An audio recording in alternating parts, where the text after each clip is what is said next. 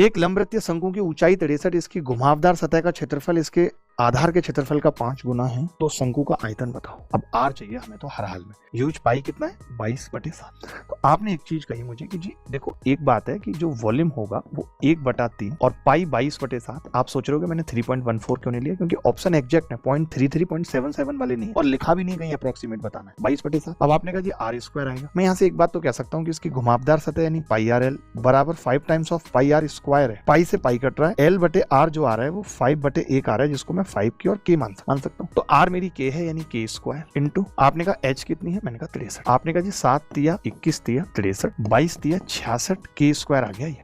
अच्छा मैंने कहा k² कैसे निकलेगा, तो आपने कहा l² यानी 25 k² में से r का स्क्वायर यानी k² घटाएंगे तो वो कितना आ जाएगा, वो ऊंचाई का स्क्वायर आ जाएगा। पाइथागोरस लगेगी ना RLH में, तो आपने कहा वो 63 का स्क्वायर आ गया। 63 का स्क्वायर आ गया, ये होगा ऊंचाई का स्क्वायर। तो मैंने कहा यहाँ से k² कितना आ रहा है, तो आपने कहा k² यहाँ से आ रहा है जी 63 गुणा 63/24 यानी 21/8। ये आ गया जी 63 गुणा 21/8 1/3 पाई r²h। तो 22 तिया 66 बचा है बस, और k² बच रहा था। k² की वैल्यू कितनी आ रही है 63 गुणा 21/8। कहीं कोई गड़बड़ है क्या? आपने कहा कि जी ये होगा l² यानी 25 k² माइनस r² यानी k² 24 k² और बराबर होगा h का स्क्वायर। h दे रखी है कितनी 63 का स्क्वायर। 8 से भाग करूंगा, जब भी हम 8 से किसी संख्या को भाग करते हैं तो मेरा फोकस है, ये तो मुझे पता चल गया कि तो पॉइंट में 1 नहीं आएगा और एक ये 0.75 नहीं आएगा, 0.65 नहीं आएगा, या तो 0.75 आएगा या 0.25 आएगा। 8 से भाग कर रहा हूँ किसी भी संख्या, अब वही मुझे देखना था। या तो अब मैं कैलकुलेशन अप्रोक्सीमेट वैल्यू ले लूं, तो आपने कहा अप्रोक्सीमेट वैल्यू लोगे तो भी पता चल जाएगा, और कुछ आपके दिमाग में आ रहा है तो आप बता दो भाई। मैं तो पॉइंट वाला निकालना चाह रहा था, जैसे मैं ये कह रहा था कि 8 से अगर मैं इसको ही भाग कर दूं, ये कितना है जी 63 का 3, 21 से 63 का 3 हासिल 6, 21 6 126 और 6 132। और ये 8 वाले को मैंने क्या लिख दिया, या इसको भी गुणा कर सकते थे ना कि 21 6 66 126 का 6 हासिल 12 21 6 126 और 12 138 और 64 को मैंने लिख दिया 8 64 8 माइनस 1/8।